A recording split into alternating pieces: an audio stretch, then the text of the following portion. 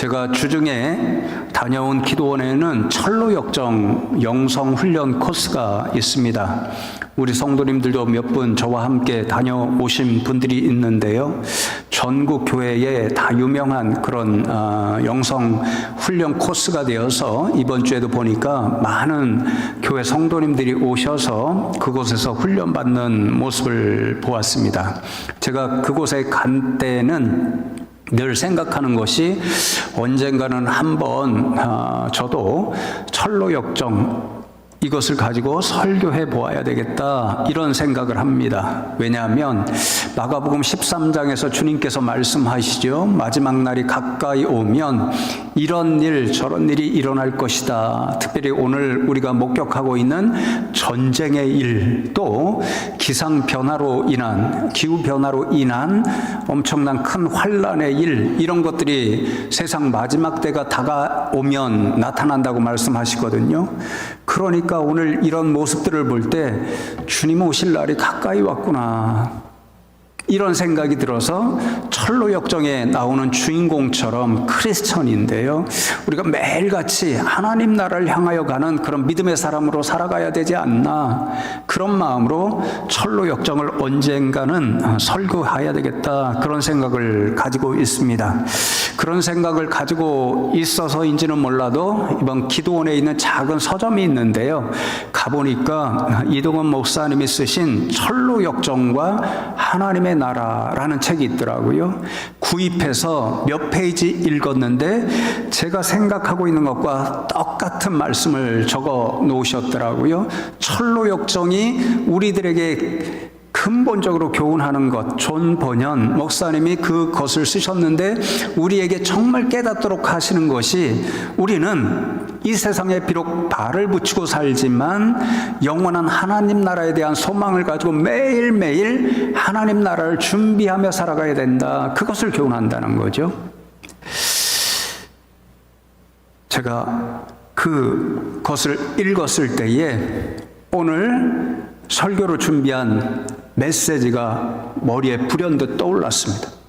그 말씀을 전달하려고 하는데요, 요한계시록 2장과 3장에 기록되어 있는 소아시아 7교회에 주신 주님의 말씀을 지금 한 주 한 주 함께 나눠오고 있잖아요. 그런데 그 모든 결론이 무엇이냐면요, 하나님 나라입니다. 예수님께서 모든 교회 성도님들에게, 그리고 저와 여러분에게 오늘도 예수님 다시 오시면 완성될 하나님 나라를 예비하는 믿음으로 오늘도 이 땅 가운데 살아가라, 그 교훈입니다. 하나님 나라 잘 믿음으로 준비하는 성도에게는 예수님 약속하신, 하나님 약속하신 선물이 주어지겠지만, 거꾸로 이 세상 살면서 하나님 나라를 온전히 준비하지 못하는 인생들에게는 무서운 일이 임할 것이라고 말씀하십니다.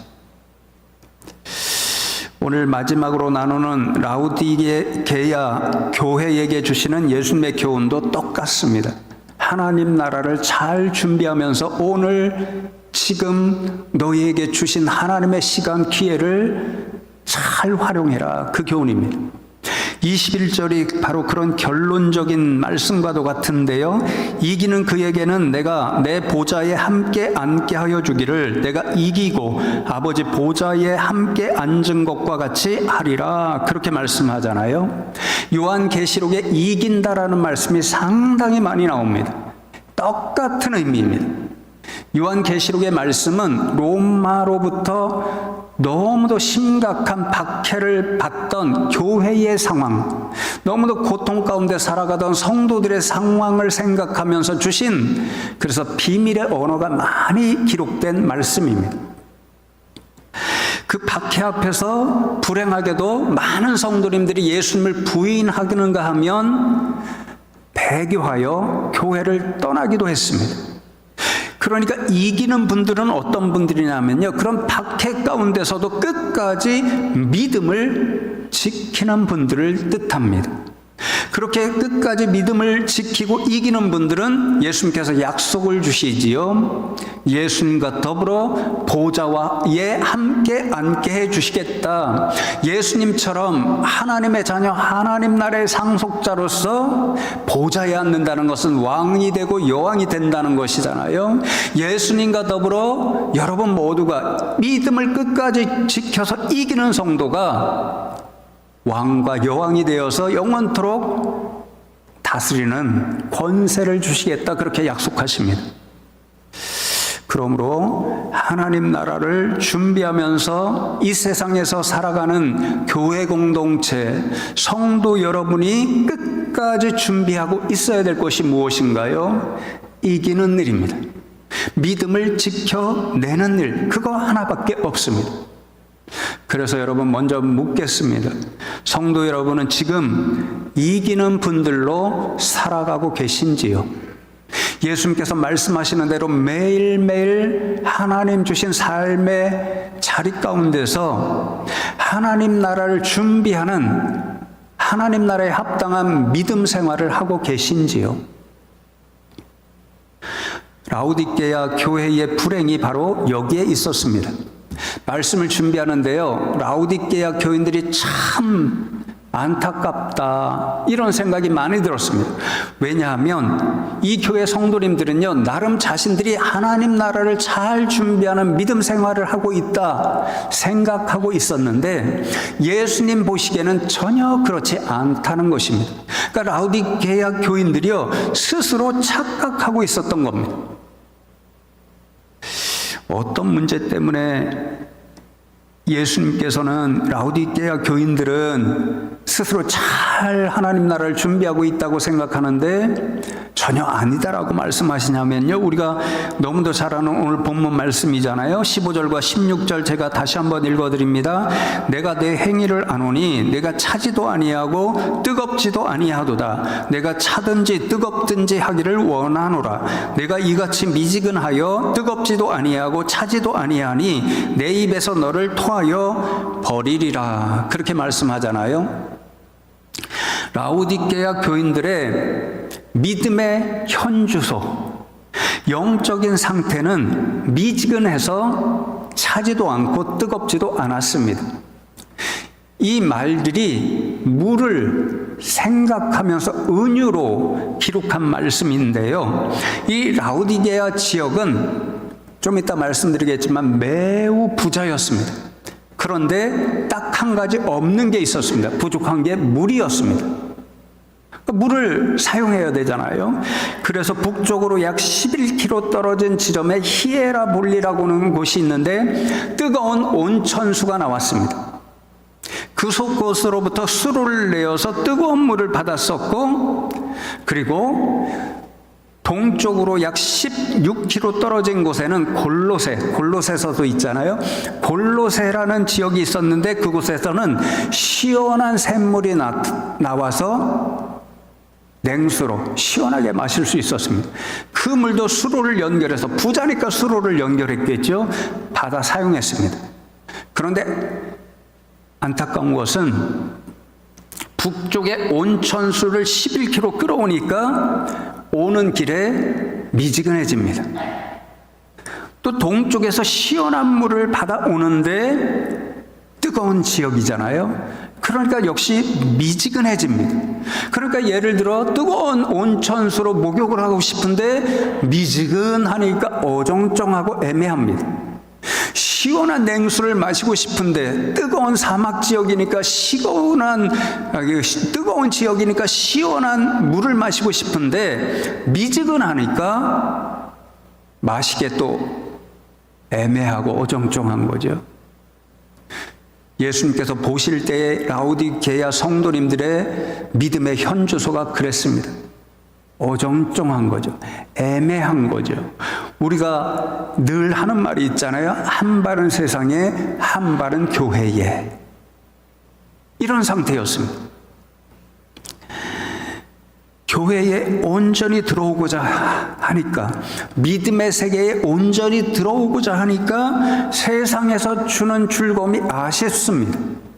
거꾸로 세상에 완전히 탐닉해서 살자 하니까 말씀을 통해서 들은 하나님 나라와 영원한 심판에 관한 말씀이 너무도 무섭고 두렵습니다. 철저히 계산하는 거죠. 양쪽을 다 누리기를 원합니다. 그래서 양다리 걸치기 신앙, 아주 기회주의자들인 그런 신앙인들로 살아갔습니다. 그러면 그들은 어떤 것을 기대했냐면요, 세상적인 것도 마음껏 즐기고 하나님 앞에 가면 하나님 나라도 선물로 얻을 수 있다, 이렇게 계산하고 판단했습니다. 그런데 예수님 뭐라고 말씀하시나요? 어리석은 자들아 착각하지 마라, 그렇게 말씀하십니다. 차든지 뜨겁든지 하라. 차다는 것은 믿음이 전혀 없다는 것이고요, 뜨겁다는 것은 제대로 믿음 생활해라, 뜨거운 믿음 생활을 해라, 그것이니까 사실 예수님의 원하는 바는 너희들 믿음 없는 사람이 되지 말고 양다리 걸치는 신앙의 사람이 되지 말고 제대로 믿음 생활을 하라, 뜨거운 신앙의 사람이 되라, 그 교훈입니다.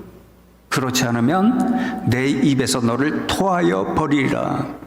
너는 나와 상관없는 사람이야, 하나님 나라와 상관이 없는 성도야, 그렇게 말씀하는 거죠. 그러니까 지금 라우디 교회 성도들이 애매하고 어정쩡하게 취하고 있는 미지근한 신앙, 양다리의 신앙은 하나님 나라를 준비하는 길이 결단코 될 수 없다라고 무섭게 경고하십니다.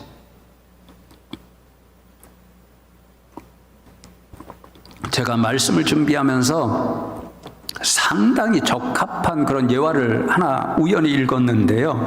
미국이 남북전쟁 하던 때가 있었잖아요. 그런데 남군과 북군의 경계선에 란카스타라는 마을이 있었다고 합니다. 그 마을 분들이 상당히 불안합니다. 북군이 와서 당신들 어느 편이요? 그럴 수도 있고, 어떤 때는 남군이 와서 당신들 어느 편이요? 그렇게 물을 수가 있잖아요. 잘 대답을 하고 잘 선택을 해야 피해를 입지 않을 수 있습니다. 그래서 마을 사람들이 모여서 회의를 합니다. 우리 비상시를 생각하면서 잘 대비해보자, 이렇게 회의를 하면서 의논을 모은 결과가 뭐냐면요, 언제 북군이 쳐들어올지 모르니까 우리가 그 일을 대비해서 상의, 위에는 북군의 옷을 입고, 또 언제 남군이 쳐들어올지 모르니까 그것을 대비해서 아래 바지는 남군의 옷을 입자. 그러면 북군이 오게 되면 위에 상의를 보고 자신의 편일 줄 알고 우리를 죽이지 않을 것이고, 남군이 오면 바지, 자기들 옷을 입은 것을 보고 우리를 살려줄 것이 아니냐, 그렇게 결론을 내리고 그렇게 행했습니다. 어떻게 되었을까요? 완전 거꾸로 작용했습니다. 북군이 왔을 때는 아래 바지에 남군의 옷을 입은 것을 보고 피해를 끼쳤고, 남군이 왔을 때는 위에 상의에 북군의 옷을 입은 걸 보고는 너희 우리 편이 아니구나. 그래서 많은 사람을 죽였다고 합니다.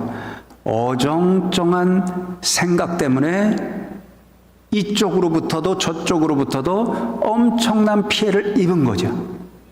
예수님께서 지금 라우디게아 교인들에게 영적으로 유사한 경고의 말씀을 주시는 거죠. 미지근한 신앙은 안 된다, 양다리 신앙은 안 된다, 어정쩡한 회색지대에 서 있는 것은 아니다. 키에르 케고로가 이야기하는 것처럼 이것이냐 저것이냐, 세상이냐 주님이냐 분명히 선택해야 한다. 그렇지 아니하면 너희는 나와 더불어 하나님 나라의 상속자 상속녀가 될 자격이 없다. 그렇게 말씀하십니다. 도대체 무엇 때문에 라우디게아 교회 성도님들은 이렇게 미지근한 신앙의 상태, 어정쩡하고 애매한 영적인 현주소를 가져서 주님으로부터 책망을 듣고 있는 것일까요? 이어지는 17절 말씀에 보시면 내가 말하기를 나는 부자라 부유하여 부족한 것이 없다나 내 곤고한 것과 가련한 것과 가난한 것과 눈먼 것과 벌거벗은 것을 알지 못하는도다. 그렇게 말씀합니다. 라오디게아 교회는 부자였습니다. 오늘날로 말하면 전 세계 경제 중심지 월스트리트 혹은 런던 이런 데입니다. 금융 허브였습니다. 당시 오래전 시대인데 이 라오디게아에 은행 같은 것이 있었습니다. 그 많은 사람들이 경제 활동을 하려면 이 라오디게아 은행을 찾아와야 했습니다. 양모 산업이 발전해서 큰 돈을 벌었습니다. 그리고 오늘날로 말하면 의과대학이 있었습니다. 그래서 주변 모든 지역과 나라에 유명한 안약을 만들었습니다. 이렇게 부유한 도시에 살아가는 부자니까 나는 물질적으로 하나도 부족함이 없어. 그 물질의 부유함 때문에 너무 자고해져서 그만 영적으로는 스스로 가난하다는 것, 곤고하다는 것, 가련하다는 것, 눈 멀고 있고 벌거벗은 상태에 있다는 것을 깨닫지를 못했습니다. 그래서 어떤 주석가의 주석을 보니까요, 재미있게 부유한 것이 문제야, 돈이 문제야. 그러니까 교회는 돈이 없어야 돼, 성도는 가난해야 돼, 이렇게 적어 놓았더라고요. 그런데 여러분, 가만히 생각해 보면 부유함 그 자체가 문제가 아니었습니다. 여러분들 가운데 하나님이 물질적인 복을 많이 부어주셔서 부유하면, 믿음이 좋으면 하나님 나라를 위해서 사용하고, 또 어려운 우리 성도님들과 이웃을 위해 사용하면 예수님도 칭찬하실 거 아니에요. 그러니까 부유함 자체가 원인이 아니었습니다. 그 부유함을 통해서 그들이 생각하는 것, 우선적으로는 차고해서 나 스스로 이렇게 부유하니까 나는 완전히 부자야, 부족한 게 없어, 교만한 것이 또 문제였고, 부유함이 주는 육적인 즐거움, 세상 즐거움에 너무 빠져서 자신들의 영적인 건강을 온전히 살피지 못한 데 문제가 있었습니다. 그래서 어떤 목사님의 간단한 설교를 소개하면 충분히 여러분이 이 라오디게아 성도님들의 영적인 상태가 어땠는가 이해하실 수 있을 것 같은데요. 라오디게아 교회의 전설로 전해오는 그런 이야기를 읽고 설교를 하는데 이렇게 하셨더라고요. 라오디게아 교회는 부유한 교회였습니다. 오늘날 대형 교회들처럼 물질이 풍성하게 넘쳐나는 교회였습니다.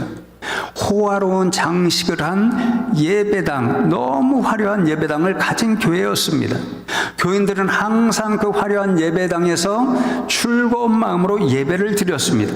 그런데 한 가지 정말 이상한 점은 라오디게아 교회의 설교자가 천국이나 지옥에 관한 설교는 절대로 하지 아니하고 예수 믿으면 복을 받아 이 땅에서 잘 살 수 있다는 것만 설교했습니다.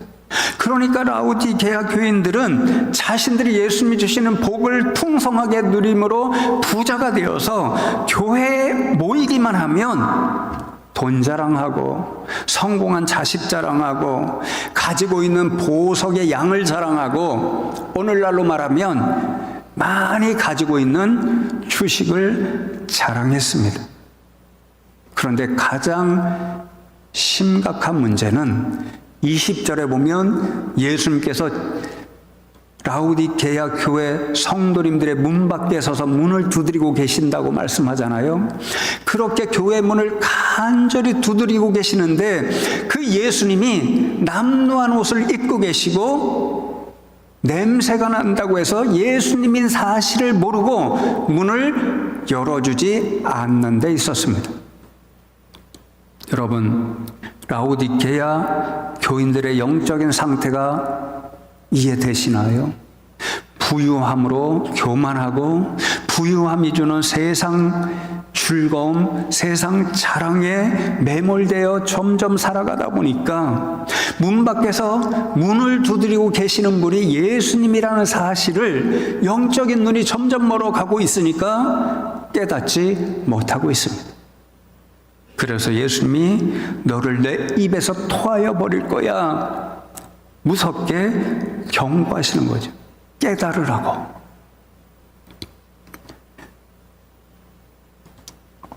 이 절을 읽고 어느 신약 성서 전문가가 이 라오디게아 교회에 대하여 쓰신 글을 읽으면서 제가 좀 한참 생각했습니다. 충격을 좀 받았거든요. 그 신약 성서 전문 학자는요, 이 라오디게아 글을 쓰다 보니까 오늘날 한국교회와 성도님들이 라오디게아 교회와 성도님들을 너무 많이 닮아가고 있다, 그렇게 적고 있더라고요. 너무 과장한 거 아니야? 처음에는 그런 생각을 했는데 점점 깊이 생각하다 보니까요, 저 자신부터 맞을 수 있겠다, 이런 생각이 들더라고요.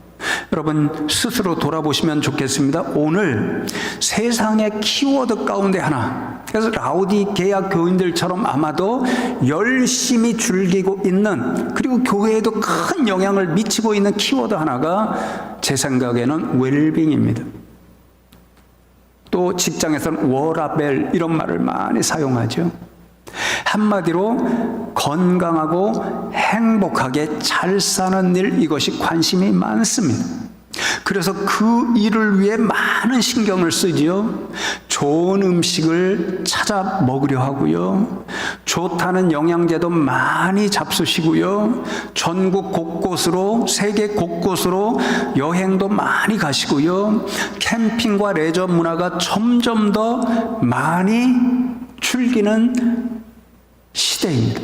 스트레스 해소에 온 노력을 다합니다.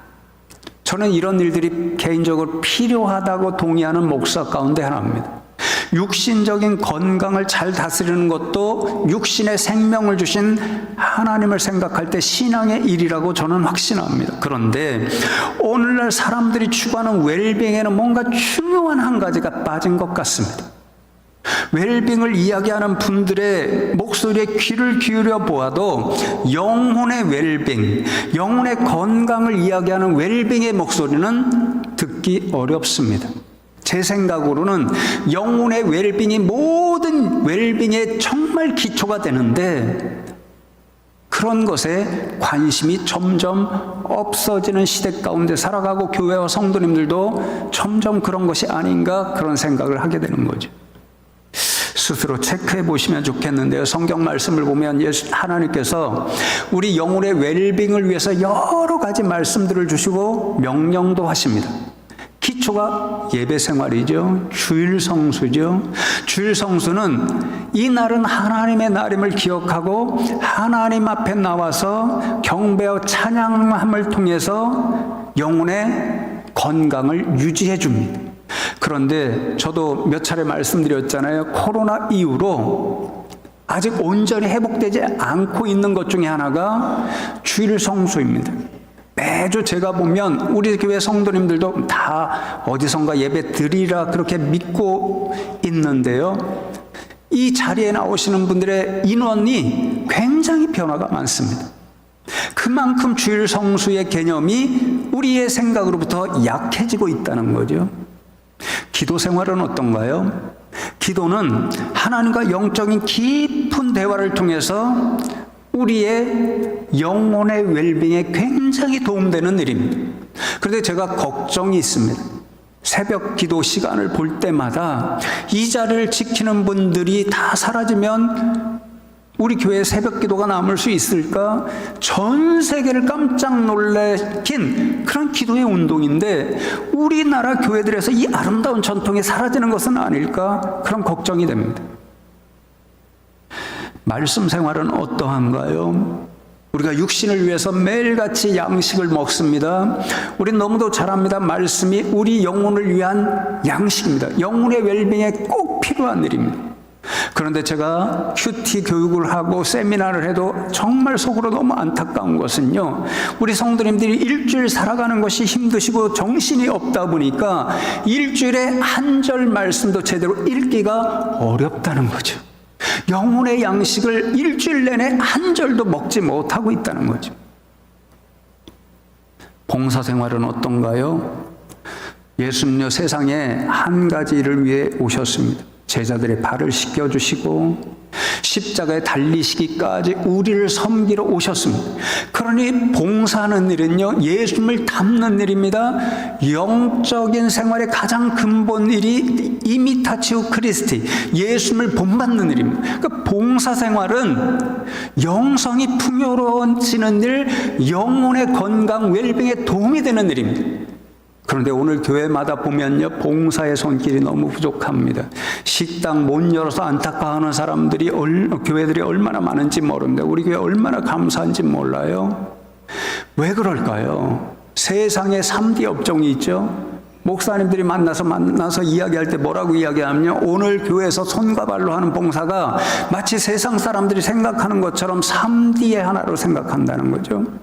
그러니까 손과 발로 좀 힘들이고 땀 흘려 봉사하는 자리에는 사람들이 없습니다. 교회도 비슷합니다. 야, 너나 해라. 네가 다 한다고 했잖아. 그런 것은 젊은 집사들 불러거나 청년들 시켜. 예수님보다도 더 높아지신 거죠. 마지막으로 물질생활. 저는 예수님의 말씀하신 대로, 여러분은 어떻게 생각할지 모르지만 하나님과 만몬을 겸하여 섬길 수 없다. 예수님 말씀하시잖아요. 하나님이 명령하신 물질 생활을 하는 것은 우리의 영혼이 주인으로 만몬을 모셔 사는 것이 아니라 하나님을 모시고 산다는 것을 표현하는 일이기 때문에 영혼의 웰빙을 위해서 주신 명령이라고 생각합니다. 오해하시면 안 됩니다. 여러분 신앙 16년간 잘 아시죠? 저는 단 한 번도 여러분의 믿음을 믿기 때문에 11조 하셔야 됩니다. 헌금 생활 많이 하셔야 됩니다. 설교한 적이 없습니다. 내년에는 하려고 합니다. 왜냐하면요, 제가 요즘 성도님들한테 1, 2년 사이에 몇 차례 혼났습니다. 목사님, 기본적인 물질 생활 교육하셔야 됩니다. 11조 생활해야 된다고 설교해야 합니다. 그렇지 않으면 목사님께서 성도님들로 하여금 하나님 말씀에 불순종하게 만들 수도 있습니다. 목사님 책임입니다. 무섭더라고요. 얼마 전에 청년 하나가 제게 와서요, 다음 세대, 젊은 세대에게는 11조 하라 그러면은 목사님 꼰대다, 라떼다 이렇게 말할 수 있습니다. 그러니 회비 내라 그렇게 설교하라고 그러더라고요. 세상에서 어느 단체에 가입을 하면 회원이 되잖아요. 회원 자격을 유지하려면 어떻게 해야 합니까? 회비를 내야 합니다. 숭실교회 등록하면 숭실교회 회원이 됩니다. 그러면 회비를 내야 된다는 거예요. 그렇게 설교해야 된다는 거예요. 다음 세대는 그 말을 듣고 저보다 훨씬 더 똑똑한 청년이다 그런 생각을 했습니다. 제가 설교해야 된다는 것은 이런 말씀도 있지만 우연히 우리 항족 집권자들 가운데도 상황이 있겠죠. 본인들의 어떤 그 어려움이 있었겠죠. 우연히 알았습니다. 주님 말씀하신 물질 생활을 타협하고 있더라고요. 여러분 스스로 체크해 보십시오. 하나님이 우리의 영혼의 웰빙을 위해서 주신 이런 말씀들 정말 제대로 지키며 살아가고 계신지요? 육신의 웰빙을 우리가 걱정하고 신경 쓰는 만큼 하나님 나라를 준비하며 살아가야 할 저와 여러분, 그에 합당한 영혼의 웰빙에도 관심을 가지시고 신경 쓰고 계신지요?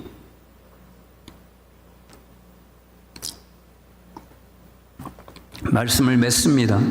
예수님께서 라오디게아 교회에 주시는 해결책이 있습니다. 18절과 19절 말씀을 보시면 내가 너를 권하노니 내게서 불로 연단한 금을 사서 부유하게 하고 흰옷을 사서 입어 벌거벗은 수치를 보이지 않게 하고 안약을 사서 눈에 발라보게 하라. 무릇 내가 사랑하는 자를 책망하여 징계하노니 그러므로 내가 열심을 내라 회개하라. 그렇게 말씀합니다. 여러 가지 말씀을 주시는데 지금 제가 말씀드리는 라오디게아 성도님들의 상황을 생각해 보면 두 가지 권면이 핵심입니다. 첫 번째로는 안약을 사서 눈에 발라보게 하라, 그것입니다. 여러분, 이 지역에는 의과대학이 있고 유명한 안약을 만들었다고 말씀드렸잖아요. 너희가 눈이 아프면 안약을 사서 눈에 바르라서 눈을 회복하면 깨끗하고 맑게 볼 수 있는데, 지금 너희들이 진짜 신경 써야 할 것은 영의 눈이 멀어가고 있다는 것을 깨달아서, 그래서 너희들이 지금 영적인 상태가 얼마나 미지근한가, 얼마나 곤고한가, 얼마나 가난한가, 얼마나 빈곤한가, 그것을 보고 깨달으라는 말씀입니다. 깨달았으면 둘째로 어떻게 해야 할까요? 열심을 내라, 그렇게 말씀합니다. 이 단어의 원어가 보면요, 뜨겁다라는 것입니다. 뜨거워진다는 것입니다. 그러니까 미지근한 믿음의 생활을 하는 사람이 아니라 뜨거운 믿음의 삶을 사는 성도가 되라. 육신의 웰빙, 그 즐거움만 누릴 것이 아니라 영혼의 웰빙에 더 큰 관심을 가져라. 하나님 나라에 그래서 합당한 믿음의 사람들로 살아가라. 그래야 나와 더불어 하나님 나라의 상속자, 상속녀가 될 수 있다, 그 말씀입니다. 라오디게아 교인들에게만 주신 말씀 아니지요. 오늘 이 자리에 앉아있는 저와 여러분에게도 동일하게 주시는 예수님의 말씀입니다. 여러분 자신에게 적용해 보십시오. 영의 눈을 열어서 예수님 앞에 여러분 자신을 세워놓고 적나라하게, 솔직하게 여러분 자신의 모습, 영적인 현주소를 돌아보실 수 있기를 원합니다.